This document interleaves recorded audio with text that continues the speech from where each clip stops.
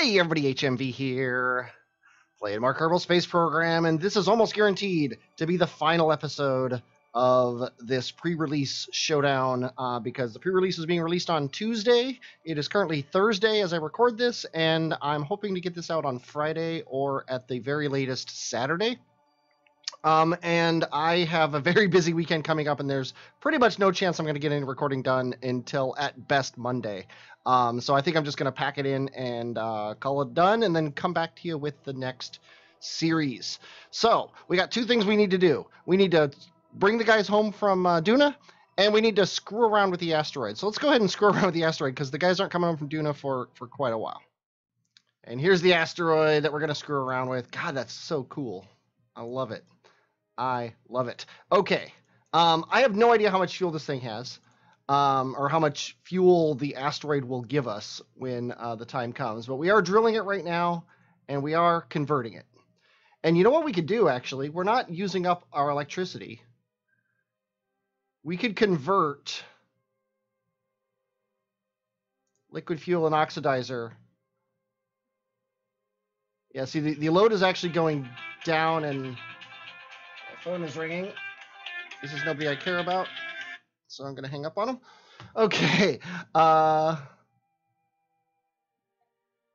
the heat's actually going up when we do that. But this is still far better than it was before, and we're still not going through the ore any faster. So, let's fast forward a bit and see what happens as time goes on here. There we go. See, that's not bad. We've topped out at 99% load. I think I'm happy with that. And our delta V is ridiculously low. Looks like it's probably going to top out at about 500 maybe?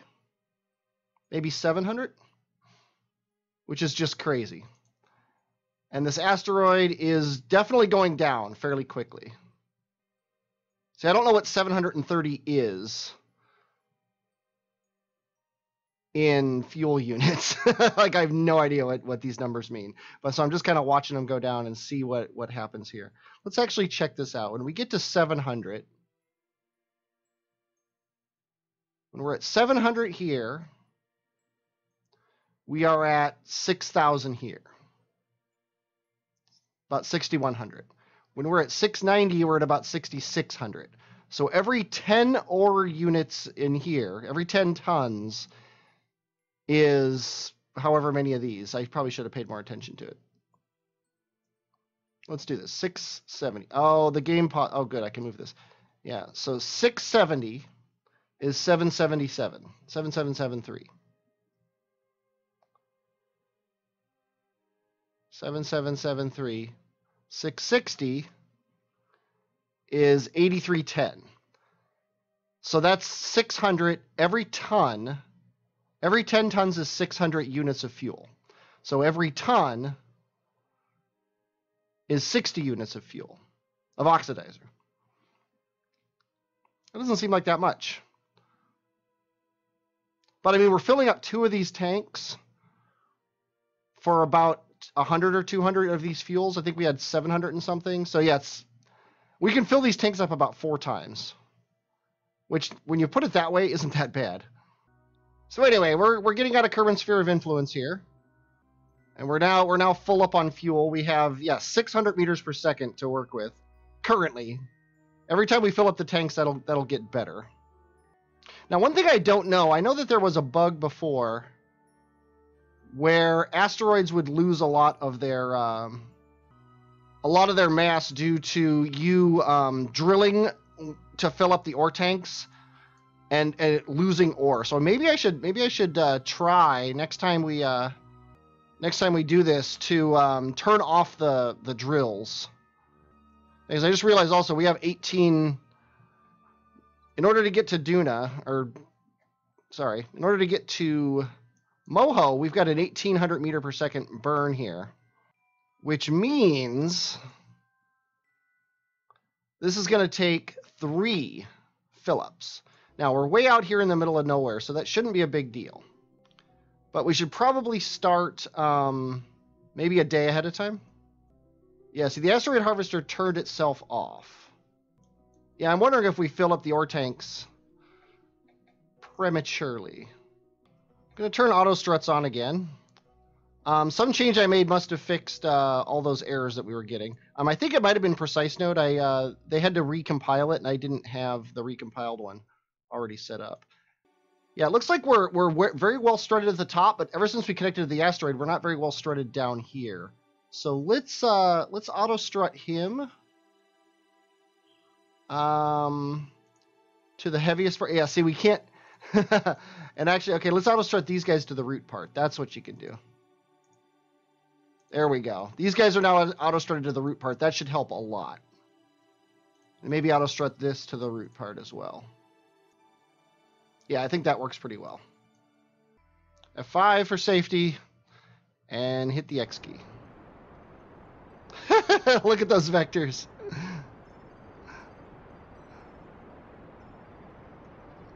That's pretty awesome.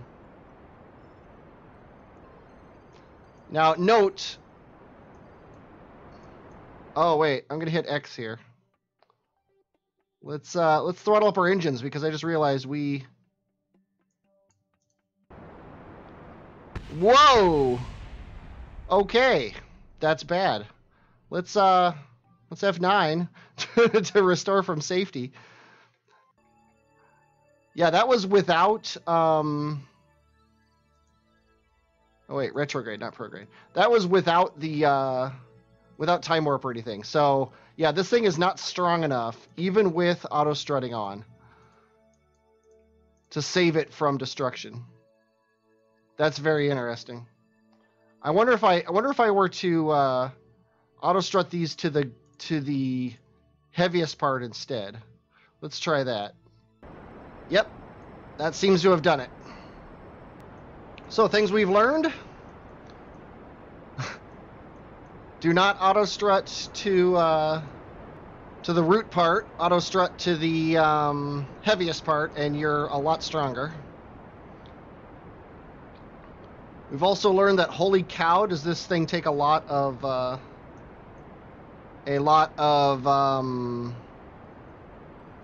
delta V to move. And I'm assuming we are going to soon learn how long it takes to fill up the ore tanks with a single ISRU unit. And we're definitely still getting wobble. Yeah, definitely don't want to do that. Okay. So now this thing's running. Let's go ahead and...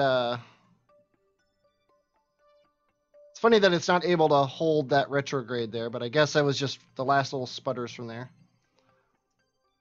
Okay, so let's see what 3,000 ore will get us as far as fuel is concerned. Not very much. Okay. Now, one thing I don't want these things to fill up maximum, because I just want to test this. So it's kind of fidgety. We're gonna have to turn it on and off. If I was smart, I would do this. So it only takes a couple hours to fill this thing up. But definitely behoove me to get a bigger ore tank. Okay, we are full up on fuel. The asteroid is now 66% resources.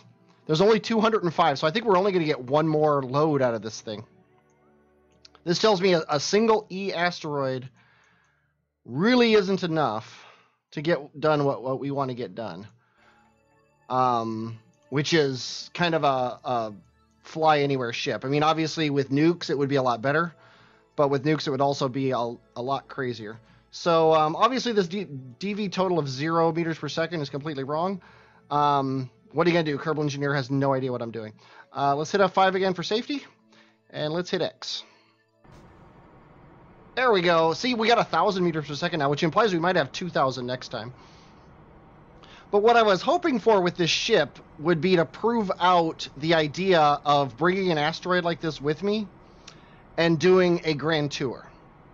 And basically doing Eve and Moho, and then coming back to Kerbin and getting another asteroid. And... oh.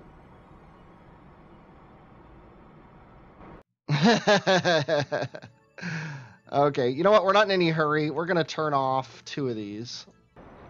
There we go. That should be a lot better. Yeah, anyway, I was planning on taking these to Even and Moho, and then return to Kerbin, pick up a new E asteroid, do Duna and then Drez, pick up another E asteroid at Drez, although I don't think Drez, maybe Drez does have E asteroids. I think it only has like B and C asteroids, but I could be wrong about that.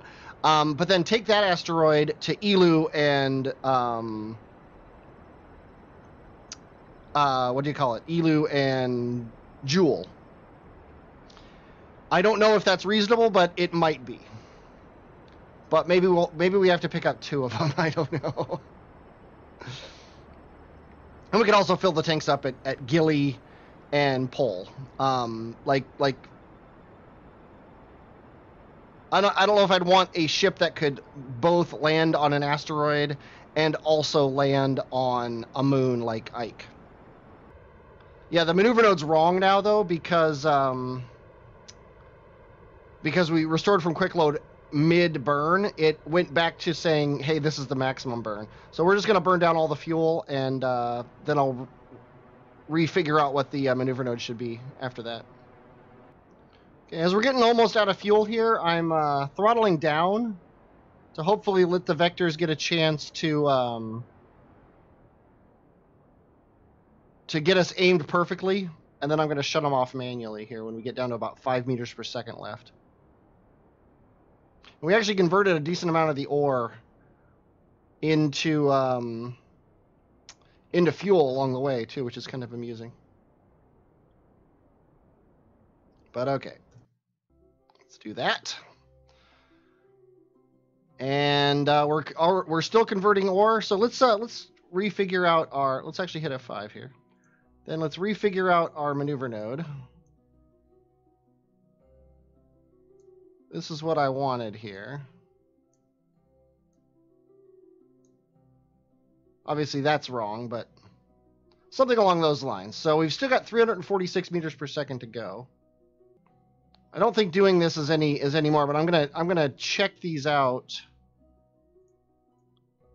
In post, I'm gonna look at the numbers and see what we're looking at here as far as efficiency of this whole process. And now we're out. So the asteroid is now not a thing we care about anymore. Let's hit F0. I'm sorry, 0. Should probably do this. Now we'll hit 0 to retract our drills. Release. Then disarm. See, but now we've got 3,000 meters per second. Which should be more than enough to do the encounter we want. So let's just doing this to get sideways. But yeah, this guy is running. Yeah, he just runs hot. That's weird. I don't know why he's running hot now when he didn't before. But okay. We do still have 30 minutes before the actual node, so maybe we should time warp to that time. And let's just go now. Let's delete this maneuver node here. I want to see an encounter. Okay. That's better than nothing. But if we place a maneuver node here now, yeah. So what we want to do is see, here's something I've learned here with the new system. The maneuver nodes work differently. They're not better or worse per se, but like if you go past a certain point, then it's showing you where it'll be with here. But if you go here, then it's showing you where it'll be after that maneuver node. If you place another one and then drag this guy here, now this one is showing you where that one will be there on the next orbit. See what I just did? It's kind of crazy, but it works. So that's gonna 7.3 meters per second is gonna get us this maneuver later. So let's go ahead and get down to it. Let's actually look here though. This is in 129 days. What are we looking at on Duna? That's Drez. His maneuver node is in 375 days. So yeah, we're gonna at least, we're probably gonna get to moho before anything happens. So let's go back to the ship. Also curious about our connection to Kerbin. It should stay pretty solid. We have one of the best antennas in the game. I don't think it would reach out to Joule, but it should do the entire inner system just fine. Connection is 98%. Yeah, we're still in the 90s, so almost forgot I don't have Kerbal alarm clock installed. Okay, that should do it. And sadly now I just have to kind of have faith that it'll work. So let's get past this point and see what it does here.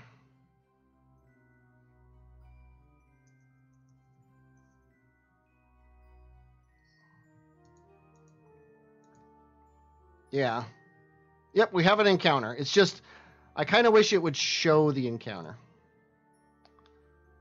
But it doesn't. And can we make this better?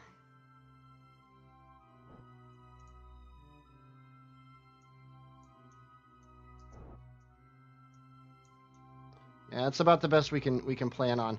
I'm not what you would call a super fan of this change, but I guess we could do this. And this.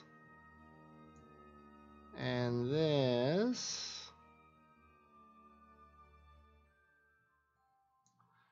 I just want a cool flyby. I don't really care about anything really. I'm just trying to have fun.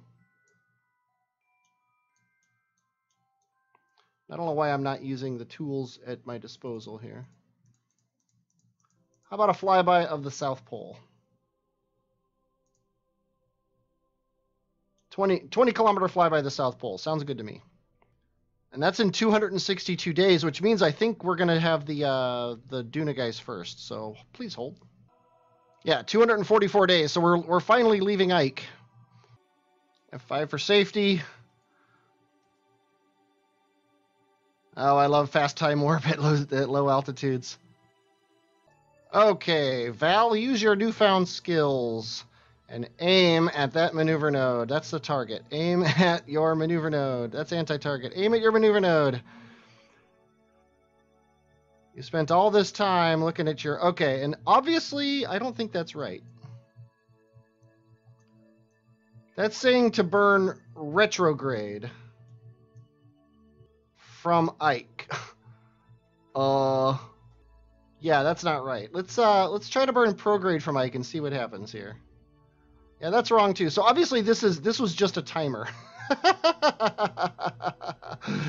This was merely a timer. I didn't actually have the node set up correctly. Yeah, it's totally wrong. We want to actually be over here anyway. So let's delete this maneuver node. Let's focus on Duna. We want Ike to be over here because we want to leave Ike and get the most benefit out of this as possible. So here we go. We might even want to go a couple more orbits, but here we go. Let's see what that does for us here. Is Kerbin our target? Looks like Kerbin is our target. Yeah, Kerbin's still our target, which is nice. We want to do it about there. And then right about here. And then we just want to go like here. And then there's our connection to Kerbin. And we'll figure it out from there. That's pretty darn good. Okay, aim at that maneuver node. 500. So that's a little more like I was thinking. We've got 850 meters per second, which ideally will be enough. It's probably going to be about a 35-second burn, if Kerbal Engineer can be trusted. So at about 15 seconds, I'm going to hit X. 35 seconds. There we go. Okay, now on our way down. That's basically a garbage encounter there. Now that I'm actually looking at it. But if we do this and a little bit retrograde. There we go. There's our encounter with Kerbin. 190. That's getting a little tight. It's also in 137 days, which means we need to hop back to the asteroid ship. Yeah, Linda has no more ore to process. So I might as well stop this ISRU here. But she needs to aim at her maneuver node, and in 16 days, we are going to get our encounter with Moho. Slightly over, but who cares? This thing is so overpowered. It's a bit ridiculous.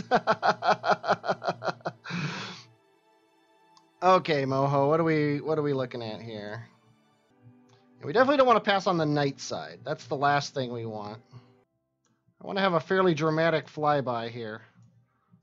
Let's make it 10 kilometers. It's pretty good to me. 6 kilometers. Let's make that a little bit less death-inducing. 10.003 kilometers. Okay, let's do this. There it is. Oh, look at that. I'm slowing down time as we get closer, but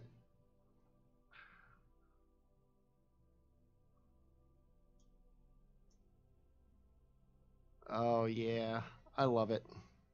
Love this game.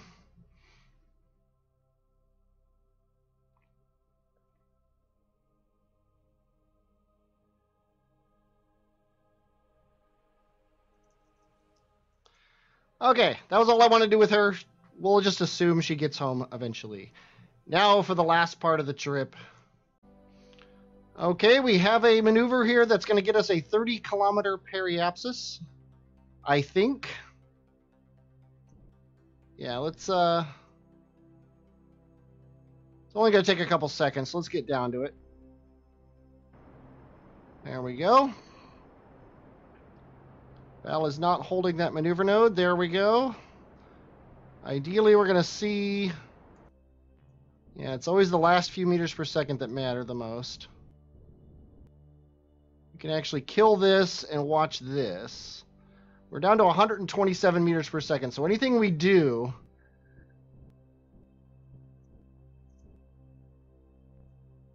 I think we got to... Oh, yeah, that's too much.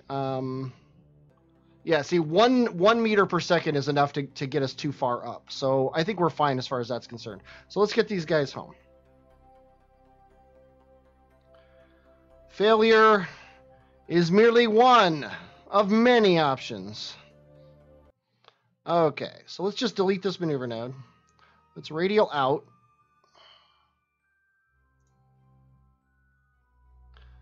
Let's throttle our engine all the way to basically nothing.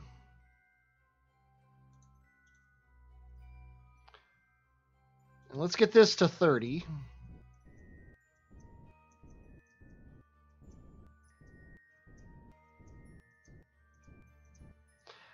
Let's F5 for safety, and we'll see if this will kill our people. Oh, we time warped too far. Definitely not accepting that as the definitive what happened here. What's our periapsis? It's still 30. Let's time warp to here. And we need to aim retrograde, right? Yeah. Yeah, the 126 meters per second this thing's going to give us is basically nothing. Can't believe I just hit F5. That means I've basically committed to this.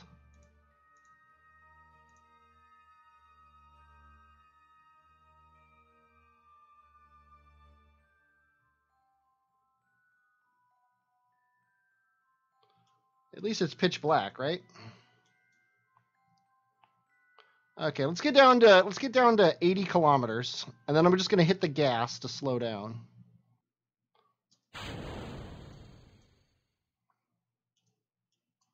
Okay. So far, so not dead. I believe I have full ablator. Yeah, well, I had full ablator. This pod is extremely hot. Things are blowing up there.